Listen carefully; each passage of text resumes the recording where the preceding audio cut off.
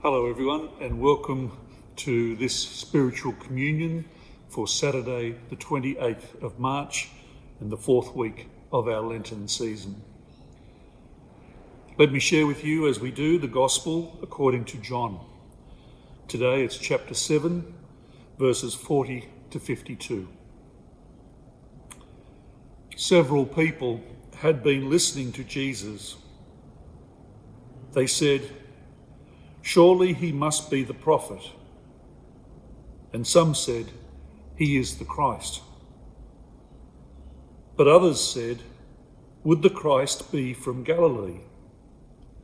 Does not Scripture say that the Christ must be descended from David and come from the town of Bethlehem?" So the people could not agree about him. Some would have liked to have arrested him, but no one actually laid hands on him. The police went back to the chief priests and the Pharisees, who said to them, "Why haven't you brought him?" The police replied, "There has never been anybody who has spoken like him." So the Pharisees answered, "You have been led astray as well.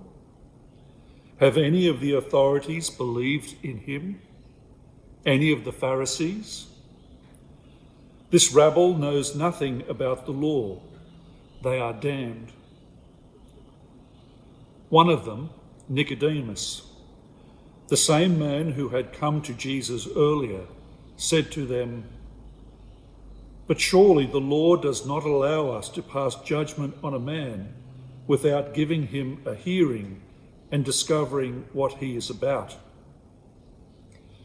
To this they answered, "Are you a Galilean too? Go into the matter and see for yourself. Prophets do not come out of Galilee." The Gospel of the Lord.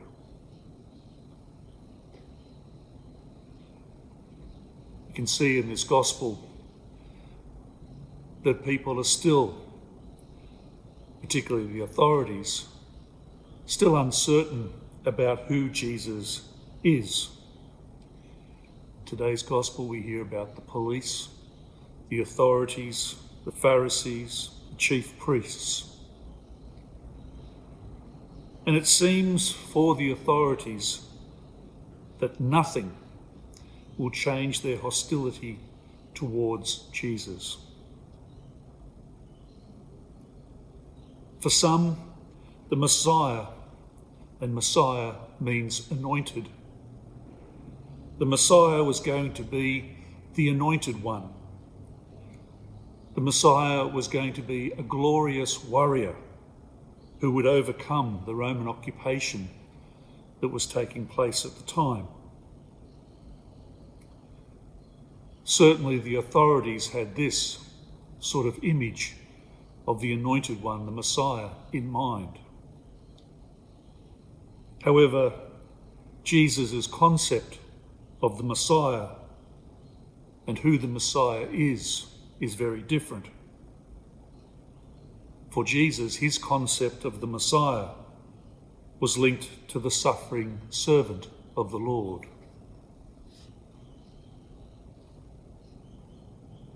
So mindful of these hostilities, mindful of the struggles going on, we might reflect and pray in our own lives about the times when we've been hostile towards others, especially when we've not been prepared, like the Pharisees and chief priests in the Gospel, to change our hostile feelings towards others, when we've held on to those feelings rather than forgive and move on. We might also reflect on how, like Jesus, we can be a servant to others at this time,